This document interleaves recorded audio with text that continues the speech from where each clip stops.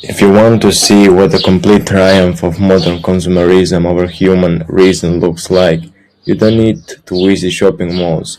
All you have to do is look at obesity statistic. We are living through a unique historical paradox. For the first time in human history, more people die from having too much food than from having too little.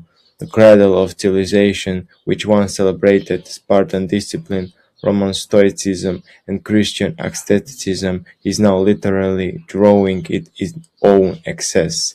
And what more does modern society do about it? Instead of calling the problem by its proper name, it has created an entire ideology designed to justify weaknesses. Today, obesity is often wrapped in the packaging of body positivity. We are told that we are perfect exactly as we are, that discipline is somehow dangerous, and that excess weight is merely a matter of genetics or social pressure. Yet, if we apply cold logic and uncompromising casuality, we discover that his is often a convenient lie, one designed to protect the ego from uncomfortable truths.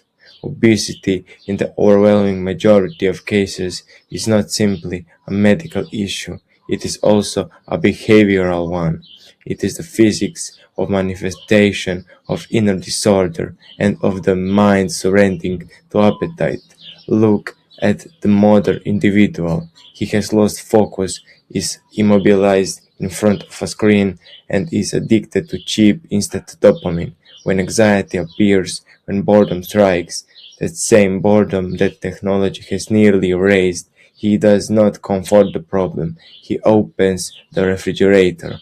Food has become the cheapest drug of all, a legal aesthetics with which modern people numb their emptiness. Processed food loaded with sugar is consumed not because the body is hungry, but because the soul is hungry and the mind is too weak to say enough.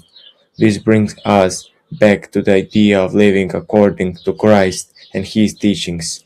There is reason Christian tradition classified gluttony as the one of seven deadly sins. Why? Because gluttony dulls the spirit.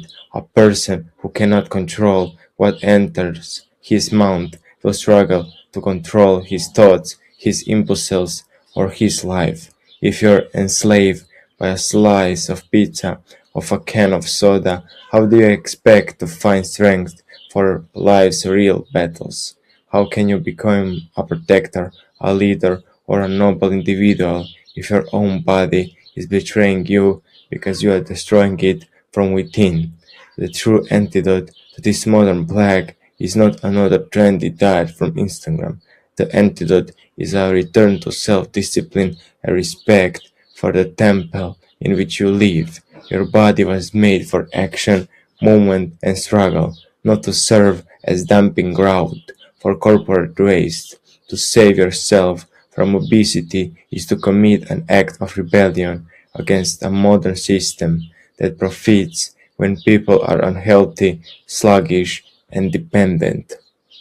Discipline in eating is the first step towards spirit nobility. When you regain control over what you consume, you begin to regain control over your mind. Put down the fork, embrace hunger from time to time as a reminder that you are a human being, not a machine for processing food. Begin shaping your character through restraint. For nobility is not inherited, it is earned throughout every decision you make at the table and in the life.